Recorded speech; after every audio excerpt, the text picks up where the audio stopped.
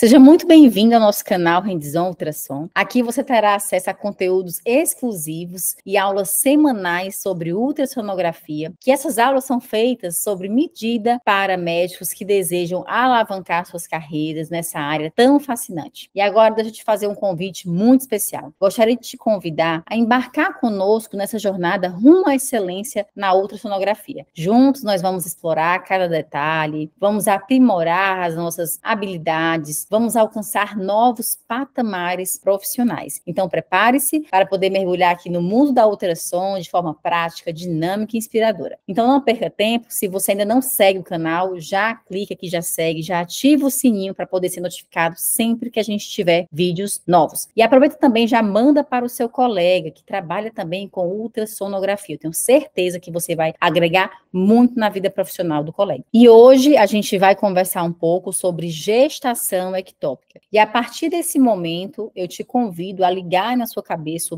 o protocolo de gestação ectópica. E sempre que você estiver diante de uma paciente com suspeita de gestação, a gente vai ter que sempre descartar a gestação ectópica. Se você não fizer isso, se você não seguir um protocolo, um passo a passo, você pode realmente deixar passar esse diagnóstico. A gestação ectópica nada mais é que a implantação do ovo fecundado fora da cavidade uterina. E ela ocorre em cerca de 1 a 2% das gestações, sendo que, na maioria das vezes, eu vou ter essa gestação de localização tubária, 99% das vezes. A gente consegue ver em estudos que de 98% a 99% das vezes vai estar na localização tubária, mais especificamente na porção ampular da tuba. As outras localizações, como cervical, ovariana, peritoneal, cicatriz de cesárea, elas podem acontecer, porém elas são localizações mais raras. E quais são os fatores de risco? A gente tem que entender o quê? Que quando a gente está diante de uma paciente que a gente está fazendo ultrassonografia, é importante que a gente faça uma breve anamnese, muitas vezes. Então, só dela falar algumas coisas para você, você pode começar a desconfiar que se essa paciente ela tem um fator de risco aumentado ou não, para ela ter realmente ali uma gestação ectópica. E o fator de risco que é mais relevante para a gente, que aumenta aí 10% de risco aumentado para novos casos, é quando a paciente ela te refere que ela já teve uma gestação ectópica anterior. Por isso que é bom realmente a gente saber. Perguntar, você já teve uma gestação anteriormente a essa? Como é que foi? Foi tudo normal? E saber realmente se foi evolutivo, se não foi, se foi ectópica, se não foi, porque aí você já vai começando a ter algumas desconfianças. Outras coisas também que é importante que a gente saiba, que você pergunte de uma forma breve à paciente, é saber se ela tem um passado de doença inflamatória pélvica, se é uma paciente que tem ou não endometriose, se essa gestação que ela está tendo naquele momento foi uma gestação decorrente de reprodução assistida. Vou te mostrar aqui no próximo slide que a incidência ela aumenta em gestações por fertilização in vitro. Se essa mãe ela tem uma idade materna mais avançada, se ela já teve outras gestações anteriores, se ela foi usuária ou não de DIU. E tudo isso por quê? Porque a gestação ectópica ela é a principal causa de morte materna no primeiro trimestre. Então, o nosso objetivo principal deve ser sempre o diagnóstico precoce, possibilitando o uso de terapias conservadoras e a abordagem antes da rotura tubária. Eu trouxe aqui uns dados em relação à incidência de gestações ectópicas quando eu faço uma comparação de uma gestação espontânea e de uma gestação feita por fertilização. De espontânea, você percebe que é 0,5%, então muito baixa. Quando eu comparo a uma gestação por fertilização, eu já tenho uma incidência aqui maior, tanto de gestação ectópica,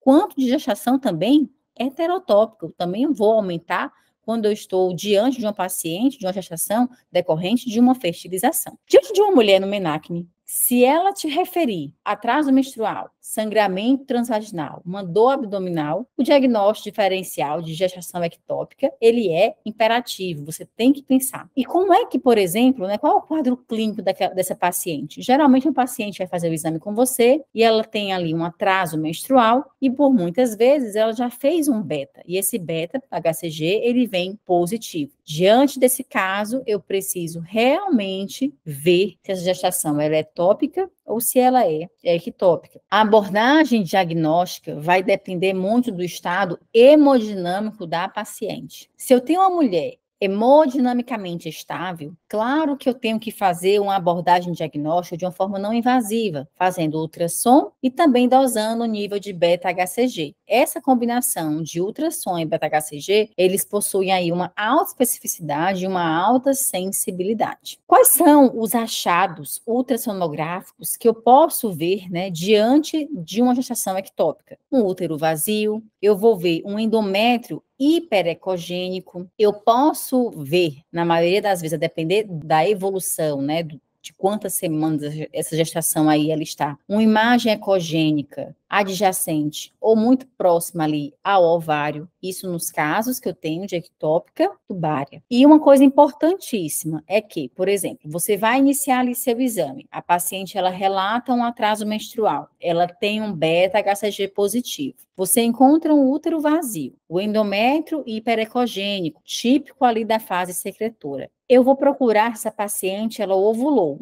Vamos supor que eu achei o corpo lúteo no ovário direito. Anote uma coisa, 70% das vezes, essa gestação ectópica, ela vai estar ipsilateral ao corpo lúteo.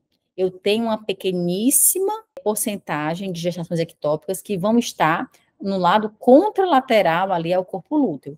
Mas sempre, sempre, sempre, para que você coloque na sua mente, é o quê?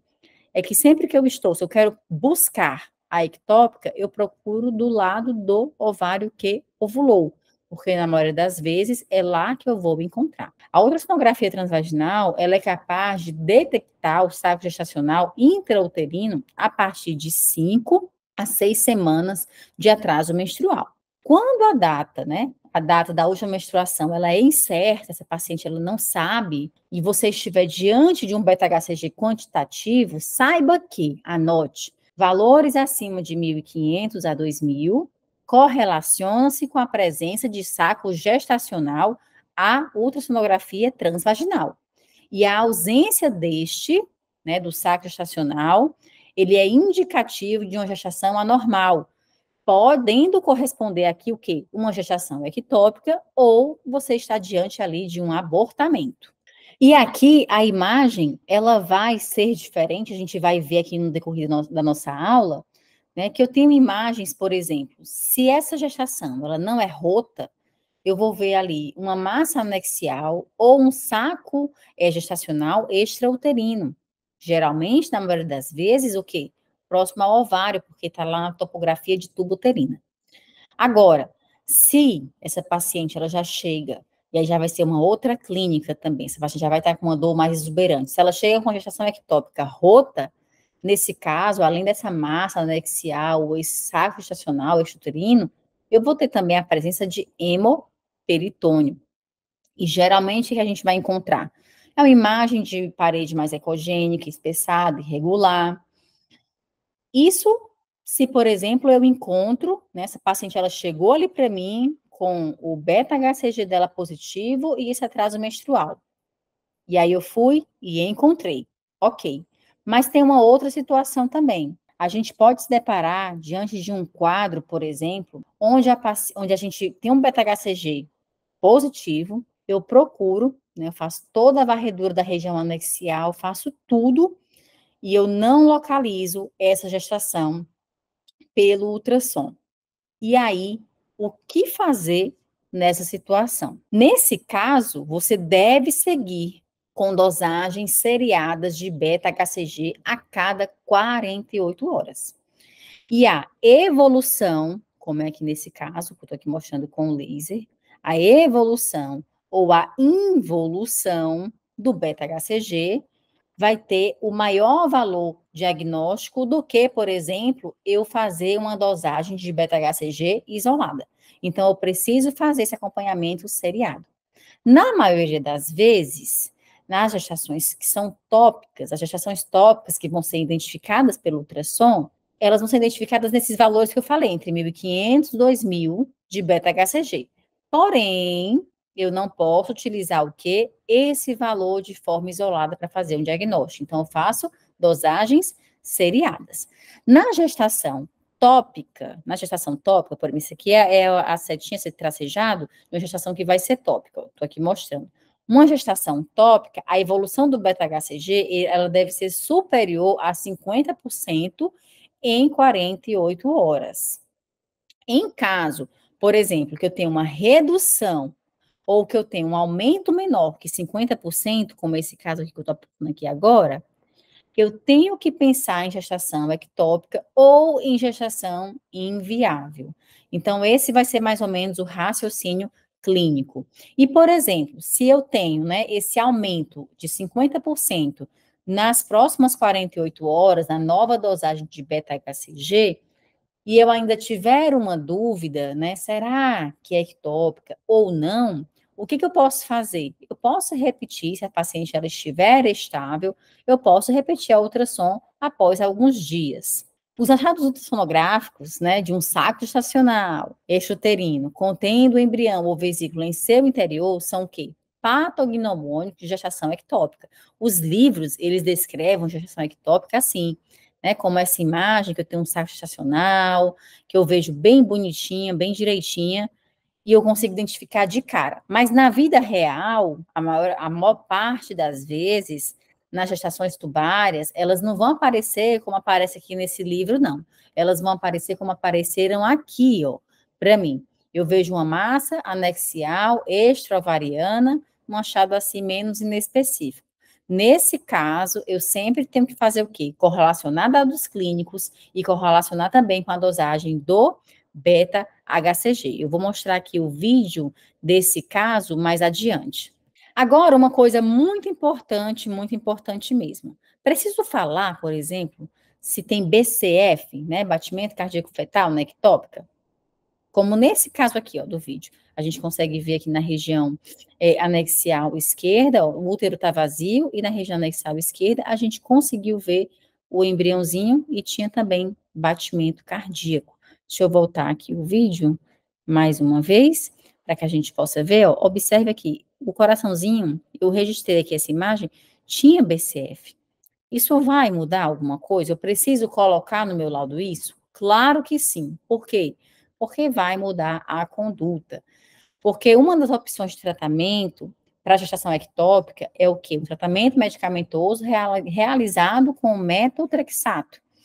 E aí, nesse caso, por exemplo, quando eu tenho uma gestação ectópica íntegra, eu tenho que preencher alguns critérios para poder utilizar o metotrexato. E um desses critérios é o quê? É que eu tenha ausência de atividade cardíaca fetal. Então, eu preciso, essa informação, ela é importante, ela precisa estar, sim, no nosso laudo. Agora, vamos entender aqui os tipos, né, de localização de gestações ectópicas. Como a gente falou, a gestação na tuba uterina, ela é mais comum e ela, na maioria das vezes, na sua porção ampular. Ela é mais frequente e eu vou conseguir realmente ver como um achado realmente de uma massa anexial, extra-ovariana, né, ali coladinho com o ovário. Aqui a gente tem o útero e aqui é aquele caso daquela paciente que eu mostrei aqui há pouco. A gente viu aqui o ovário da paciente e coladinho com o ovário eu vejo essa área de parede mais espessada, mais ecogênica. Então, isso daqui, essa massa anexial, e o útero está vazio. Essa massa anexial aqui é a massa anexial que a gente vai ver realmente no achado de uma gestação ectópica. Agora vamos para algumas localizações menos frequentes de gestação ectópica. Eu queria falar um pouquinho sobre essa gestação ectópica intersticial, porque ela é mais rara, ela acontece ali na porção intersticial da tuba. Por que a gente precisa pensar e falar sobre ela? Porque ela é uma gestação que geralmente ela rompe tardiamente, mas ela sangra muito, ela pode evoluir para uma histerectomia, ela é muito grave e sem contar que, né, ela pode, por exemplo, em uma das complicações, romper a artéria uterina, sangrar demais e a paciente vir a óbito. Então, você realmente precisa fazer esse diagnóstico. Como eu falei, ela é rara, acontece de 1 a 6% das vezes. E uma característica importante aqui é que o saco gestacional, ele encosta ou fica muito próximo à serosa uterina. E uma coisa muito importante, eu vou encontrar miométrio circundando esse saco gestacional. Eu vou estar encontrando ali todo o miométrio, eu vou mostrar aqui a imagem no próximo slide. E essa gestação intersticial, ela rompe geralmente com 14 a 16 semanas, ou seja, ela rompe realmente de uma forma ali mais tardia.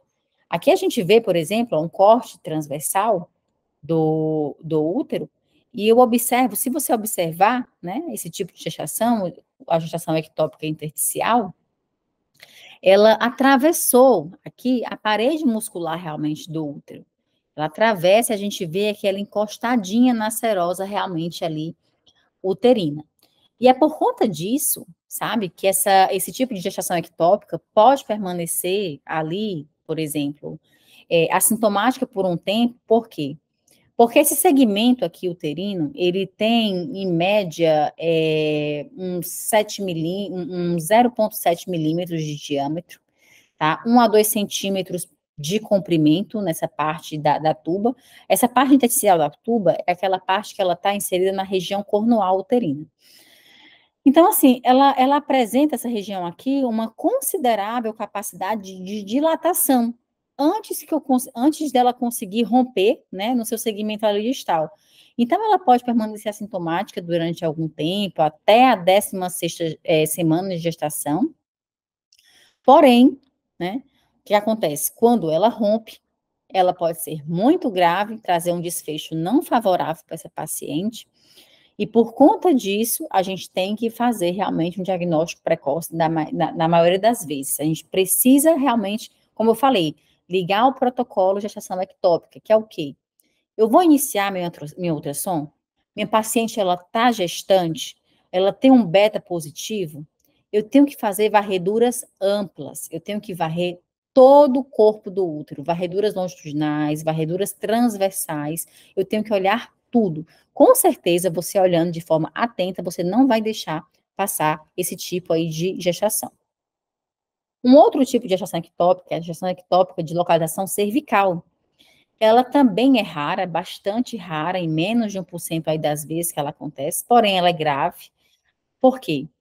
Porque ela sangra muito. A gestação ectópica cervical, ela ocorre quando a implantação, ela se dá no canal endocervical. E aqui tem uma coisa muito, muito, muito importante. Por quê? Porque é uma situação de contraindicação absoluta de curetagem. Eu não posso curetar colo uterino, porque colo sangra bastante. Então, eu preciso descrever essa localização para o colega. Por quê? Porque atualmente o tratamento conservador com o uso do metotrexato, ele é bastante efetivo, né? Então, assim, se a paciente ela está estável hemodinamicamente, essa vai ser a conduta do colega. Então, eu preciso dar essa localização. E um caso, né, um caso que não seja diagnosticado ou que não foi tratado na fase inicial, pode se transformar em uma catástrofe mesmo, uma catástrofe obstétrica, coroada aí por uma hemorragia intensa. E isso dá um prognóstico muito, muito ruim. 50 a 70% das vezes, a paciente às vezes precisa realmente fazer, ela vai evoluir com uma esterectomia total. E uma coisa também muito importante aqui nesse tipo de localização de ectópica é que a gente faça diagnóstico diferencial com abortamento em curso. Por quê? Primeiro, deixa eu mostrar aqui essa imagem de uma gestação ectópica. Ó, observe aqui uma gestação ectópica, que a gente tem o colo do útero, o corpo do útero, que mais uma vez, ó, o colo do útero, outro caso, e o corpo do útero e o colo do útero. A gente consegue observar que a gestação está se desenvolvendo dentro do canal endocervical. Eu preciso, né, fazer essa diferença, como eu falei, de uma gestação ectópica cervical de um abortamento em curso. E eu vou te ensinar como é que você vai fazer essa diferença, né? Quais são as características para diferenciar uma gestação ectópica cervical e abortamento em curso. Primeira coisa, vamos pensar. Se nós temos uma gestação evoluindo dentro do útero, quem vai crescer? O útero. Agora, se eu tenho uma gestação que está crescendo dentro do colo, quem é que vai aumentar nesse caso? O colo. Então, aqui a gente vai ver o colo muito desenvolvido em relação ao corpo uterino, que a gente chama de sinal da ampulheta. Vou voltar aqui mais um slide, ó. Veja só, o colo do útero, ele está bem mais desenvolvido do que o próprio corpo do útero. É o sinal da ampulheta. Então, isso aqui já seria uma das coisas para poder a gente saber realmente diferenciar. Outra coisa também aqui importante. Se eu tenho uma gestação em curso, uma gestação que está evoluindo, o orifício do colo, ele vai ficar aberto ou fechado? Uma gestação evolutiva. O orifício interno do colo, ele está fechado. Agora, o que acontece? Quando eu tenho um abortamento, geralmente, esse orifício interno, ele já está aberto. Às vezes o externo até está fechado, mas o interno ele já está aberto. Então, você saber diferenciar também e ver se esse orifício interno do colo está fechado ou se ele está aberto, vai te ajudar a diferenciar se você está diante de uma ectópica cervical ou diante de um abortamento em curso. E um outro ponto importante é o quê? É avaliar o fluxo ao Doppler. Por exemplo, num abortamento, geralmente a gente tem óbito, e aqui nesse caso a gente não tem Doppler, não é? O Doppler é negativo. Já numa gestação que está evoluindo, eu vou ter realmente ali um Doppler positivo. Então, esses são 3 pontos que são importantes para você, para que você consiga realmente diferenciar se está diante de uma ectópica cervical ou se está diante de um abortamento em curso. Outra coisa aqui importante, para mim, dessa aula aqui vai ser uma das coisas mais importantes também. Gestação ectópica na cicatriz de cesárea. Por quê? Porque é um diagnóstico que é difícil. Ele é um diagnóstico difícil mesmo. Porque a gente bota assim, a grosso modo, né, a gente fala que a gente vai encontrar uma cavidade uterina vazia. Ok, Roberta, a gente vai encontrar uma cavidade uterina vazia. Mas nem sempre a gente acha com essa facilidade como a gente vê nas descrições aí dos livros e artigos, não. Apesar de, né, ser descrita como uma gestação rara, a gente tem que entender que no Brasil, o Brasil ele é campeão de cesariana. Então, aqui é bastante comum a gente encontrar realmente esse tipo de ectópica na cicatriz de cesárea. E aqui o diagnóstico é difícil, sabe por quê? Lembra, tá? Quando a gente vai, por exemplo, toda aula que a gente dá de ultrassom obstétrico, toda aula teórica, toda aula prática, durante os nossos demonstrativos práticos que a gente vê, eu sempre peço, quando a gente vai iniciar o ultrassom obstétrico, para fazer o quê? Para fazer um corte longitudinal, né, daquele útero, onde eu pego o colo, o canal endocervical, e eu vejo ali, né, a cavidade uterina se abrindo para abraçar ali aquela gestação. Então, eu vejo miométrio em cima, miométrio embaixo, né? Eu faço aquele corte longitudinal, onde eu vejo o miométrio abraçando em cima, o miométrio abraçando ali embaixo. Sabe como é uma ectópica na cicatriz de cesárea? Idêntica. Ela tem a imagem idêntica. Se você não for uma pessoa que faz uma varredura ampla, e essa é a dica, tá? Faça varreduras amplas. Você não vai encontrar o ponto importante para você conseguir realmente diferenciar de uma gestação ectópica de curso normal da gestação ectópica de cicatriz cesariana.